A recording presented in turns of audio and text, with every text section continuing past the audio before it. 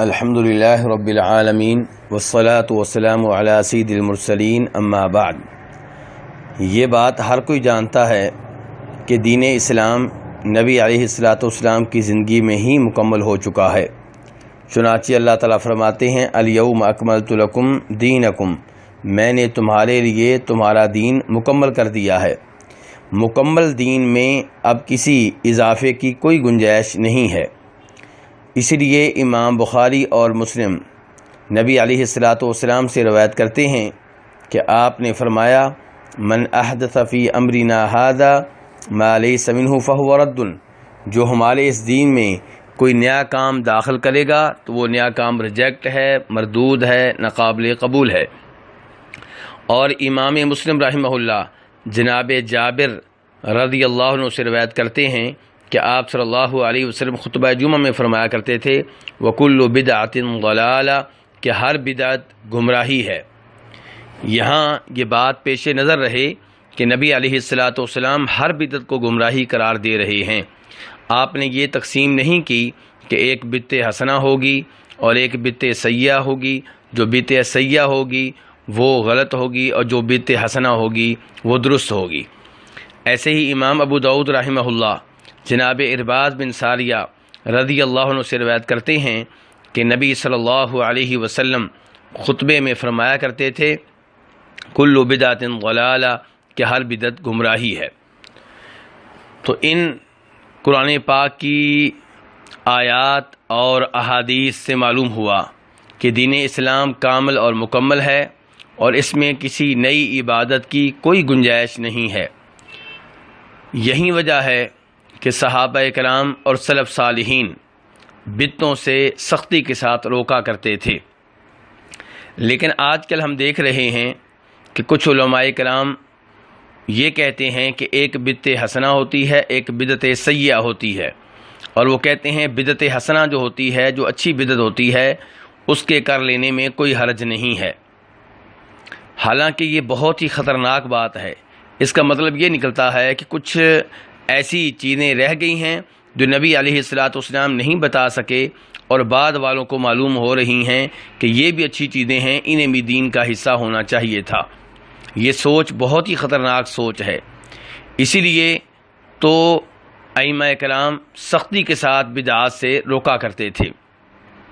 ہمارے وہ بھائی، ہمارے وہ محترم علماء کرام جو بدعت حسنہ کے قائل ہیں اور اس بنیاد پہ بہت سی بدعتیں اپنائے ہوئے ہیں، ان کے دلائل میں سے ایک دلیل وہ روایت ہے جس میں یہ دعویٰ کیا جاتا ہے کہ نبی علیہ الصلاۃ والسلام نے فرمایا تھا ما رآہ المسلمون حسنا فہو عند اللہ حسن، کہ جس چیز کو مسلمان اچھا سمجھیں تو وہ اللہ کے ہاں بھی اچھی ہوا کرتی ہے۔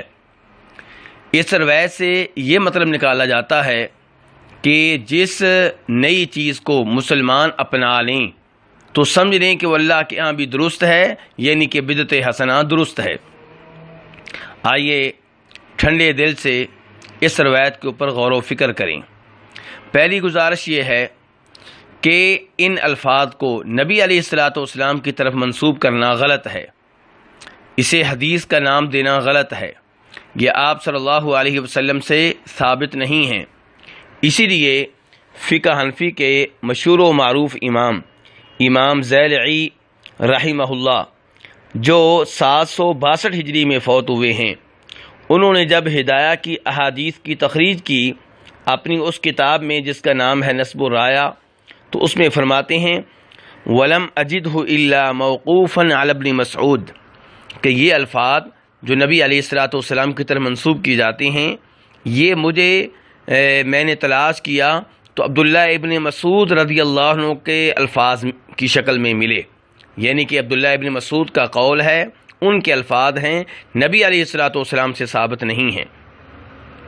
اور یہی کچھ حافظ ابن حجر رحمہ اللہ نے بھی کہا ہے، اور عصر حاضر کے بہت بڑے امام البانی رحمہ اللہ جن کی مشہور و معروف کتاب ہے سلسلۃ الاحادیث الضعیفہ والموضوعہ، وہ بھی یہ فرماتے ہیں کہ ان الفاظ کو اگر نبی علیہ الصلوۃ والسلام کی طرف منسوب کیا جائے تو ان کا کوئی سر پیر نہیں ہے، کوئی اصل نہیں ہے۔ البتہ یہ جناب عبداللہ ابن مسعود رضی اللہ عنہ کا قول ہے۔ تو میرے بھائیوں، پہلے نمبر پہ ان الفاظ کو حدیث کے طور پہ پیش کرنا غلط ہے، ان الفاظ کو نبی علیہ الصلوۃ والسلام کی طرف منسوب کرنا غلط ہے۔ یہ جناب عبداللہ ابن مسعود رضی اللہ عنہ کے الفاظ ہیں، ان کا قول ہے، اور اسے امام احمد نے اور امام حاکم نے روایت کیا ہے۔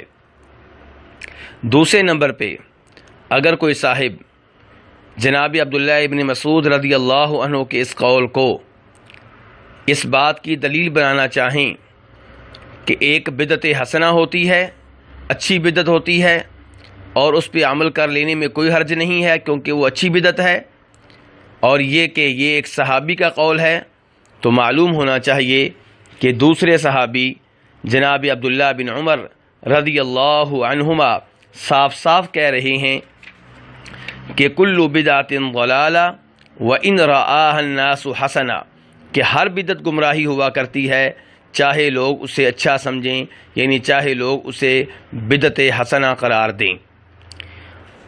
عبداللہ بن عمر رضی اللہ عنہ کے ان الفاظ کو بہت سے ائمہ کرام نے روایت کیا ہے، ان میں سے ایک ہیں امام محمد بن نصر المروزی اپنی کتاب السنہ میں، اور ان الفاظ کو شیخ البانی رحمہ اللہ نے اپنی کتاب احکام الجنائز میں درست قرار دیا ہے۔ تو جب عبداللہ بن عمر رضی اللہ عنہ کہہ رہے ہیں کہ بدعت حسنہ جو ہے وہ بھی گمراہی ہے، چاہے لوگ اسے بدعت حسنہ قرار دیں، تو اس کے مقابلے میں عبداللہ ابن مسعود رضی اللہ عنہ کا قول پیش کرنا درست نہیں ہوگا، کیونکہ وہ بھی صحابی ہیں، یہ بھی صحابی ہیں۔ اب دونوں کے قول میں حجت نہ رہی۔ اب ہم آیات اور احادیث کی طرف آئیں گے جہاں سے یہ معلوم ہو رہا ہے کہ ہر بدعت گمراہی ہے۔ تیسرے نمبر پہ گزارش یہ ہے کہ عبداللہ بن مسعود رضی اللہ عنہ بدعت حسنہ کے قائل نہیں ہیں، ان کے تو بدعت کے خلاف شدید ترین الفاظ ہمیں ملتے ہیں۔ چنانچہ امام دارمی رحمہ اللہ ان سے روایت کرتے ہیں کہ وہ کہا کرتے تھے اتبعوا ولا تبتدعوا فقد کفیتم، کہ پیروی کرو، یعنی کہ نبی علیہ الصلوۃ والسلام کی پیروی کرو، جو آپ دین دے کر گئے ہیں اسی پہ چلتے رہو۔ ولا تبتدعوا، بدتوں سے دور رہو، بدتوں کے قریب نہ جاؤ، بدتیں ایجاد نہ کرو۔ فقط کفیتم، تمہارے لیے وہی دین کافی ہے جو نبی علیہ الصلوۃ والسلام چھوڑ کر گئے ہیں۔ تو اس سے پتہ چلا کہ جناب عبداللہ بن مسعود رضی اللہ عنہ بھی بدعت حسنہ کے قائل نہیں تھے، وہ بھی بدعت حسنہ کے مخالف تھے۔ اور یہاں پہ میں چار اماموں میں سے ایک امام مالک رحمہ اللہ کا قول پیش کرنا چاہوں گا جو سنہری حروف سے لکھنے کے قابل ہے۔ وہ کہتے ہیں من ابتدع فی الاسلام بدعۃ یراها حسنۃ فقد زعم ان محمدا خان الرسالہ لان اللہ یقول اليوم اکملت لکم دینکم فما لم یکن یومئذ دینا فلا یکون اليوم دینا۔ ان کے ان الفاظ کو امام شاطبی نے اپنی مشہور و معروف کتاب الاعتصام میں روایت کیا ہے۔ تو امام مالک کیا کہہ رہے ہیں؟ آپ فرما رہے ہیں جو اسلام میں کوئی بدعت لے کر آئے اور یہ دعویٰ کرے کہ یہ بدعت حسنہ ہے، تو وہ یہ کہنا چاہتا ہے کہ نعوذ باللہ جناب محمد صلی اللہ علیہ وسلم نے اللہ کا دین پہنچانے میں خیانت کی ہے، کیونکہ اللہ تعالیٰ تو کہہ رہے ہیں کہ میں نے تمہارے لیے تمہارا دین مکمل کر دیا ہے۔ امام مالک یہ کہنا چاہتے ہیں کہ اللہ کہہ رہے ہیں میں نے تمہارے لیے تمہارا دین مکمل کر دیا ہے۔ اب اس مکمل دین میں نبی علیہ الصلوۃ والسلام یہ چیز دے کر نہیں گئے جسے بدعت حسنہ کے نام پہ رواج دیا جا رہا ہے۔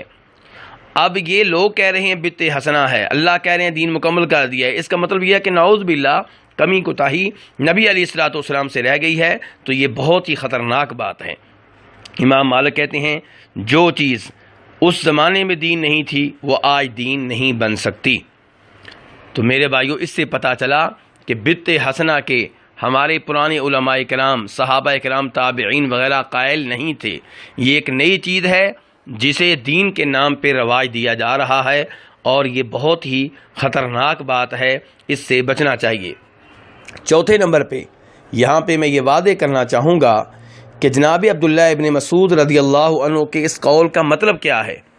کیا اس کا یہ مطلب نکالا جا سکتا ہے کہ دین میں کوئی بدعت حسنہ ہوتی ہے؟ آئیے ایک دفعہ پھر ان کے اس قول پہ غور کرتے ہیں۔ وہ کہتے ہیں ما رآہ المسلمون حسنا فہو عند اللہ حسن، جسے لوگ اچھا سمجھیں وہ اللہ کے ہاں بھی وہ چیز اچھی ہوا کرتی ہے۔ عبداللہ ابن مسعود رضی اللہ عنہ کے اس قول کا مطلب کیا ہے؟ ان کے اس قول کا مطلب یہ ہے کہ جس چیز پہ مسلمانوں کا اجماع ہو جائے وہ چیز درست ہے، اور اس کا مطلب یہ نہیں ہے کہ وہ کوئی نئی بدعت لے کر آئیں گے، دین میں کوئی نیا اضافہ کریں گے، بلکہ اس کا مطلب یہ ہے کہ کسی کو وہ خلیفہ وغیرہ مقرر کر لیں اور سب کا اس پہ اتفاق ہو جائے، تو اس کا مطلب یہ ہے کہ وہ خلیفہ اچھا خلیفہ ہے، کیونکہ کسی نے بھی اختلاف نہیں کیا، سب کا اس پہ اتفاق ہے۔ اسی لیے امام حاکم رحمہ اللہ اپنی المستدرک میں جناب عبداللہ ابن مسعود کا جب یہ قول نقل کرتے ہیں تو ان کے اس قول میں چند مزید الفاظ لے کر آتے ہیں جو عبداللہ ابن مسعود رضی اللہ عنہ نے کہے ہیں۔ وہ کیا ہیں؟ وہ کہتے ہیں وَقَدْ رَأَى الصَّحَابَةُ جَمِيعًا أَن يُسْتَخْلَفَ أَبُو بَكْرٍ، کہ سارے کے سارے صحابہ کرام کی یہ رائے تھی کہ جناب ابو بکر رضی اللہ عنہ کو نبی علیہ الصلوۃ والسلام کا خلیفہ بنایا جائے۔